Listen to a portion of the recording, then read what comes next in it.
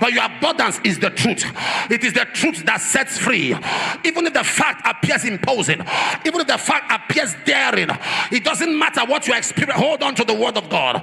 The word of God is quick and powerful, sharper than any two-edged sword, piercing to the dividing asunder of the soul and spirit, of the joints and marrows, and it's a discerner of the thoughts and the very intents of the heart.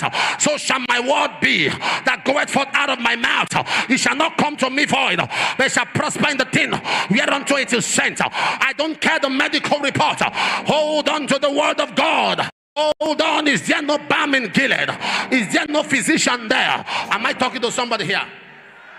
When we were building this place, a woman, one of the dramatic things we saw, and the workers started crying. I mean, the workers, some of them were Muslims, broke down in tears. I will never forget. I was entering to look around the building. A woman was carrying an 8-year-old child that had polio. You know polio? It disfigures the movement. It was so bad that the child cannot even stand at all. And when they came in, I noticed, no, don't stop me. No, don't stop me. No, don't stop me. No, don't stop me. While they were dragging all that, I heard it.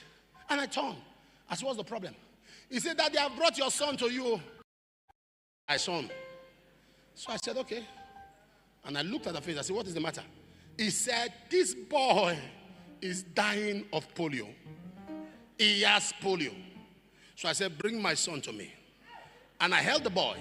I said, this boy does not have polio. I dropped him down. He started walking. There was no prayer. This boy. Now, there are some testimonies I can't share. One that happened on Sunday. I'm sure Pastor Harry almost ran mad. He almost ran mad at the airport. I told myself, we share this kind of thing, social media will say it's not true. He left this place without a visa. He left this place, no visa. Visa had expired on passport. Expired. And I told him to go to the airport. No visa. Go to airport. Visa date change in visa.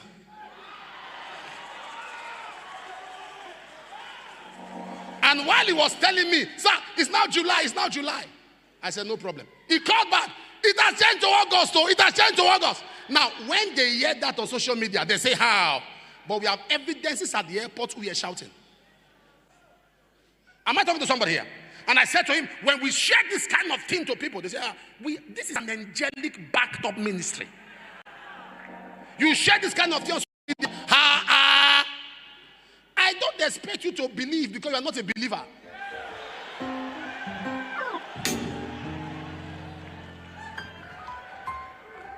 Even if God appears, you will say it's not true. The other time we spoke about somebody who entered into a restroom and found himself somewhere else. They say it's not true. Your man came and did a video. He said, I am the one it happened to. I told the apostle. They say it's still not true. He said, I'm the one. They say it's still not true. God is too big to make sense to you. That you don't believe something doesn't make it untrue. It's a function of how little the megetic, moritonic, and lilliputic megetic mindset you have. We are talking about trafficking with spirits. You are still with mortals. We are moving in the realm of immortals.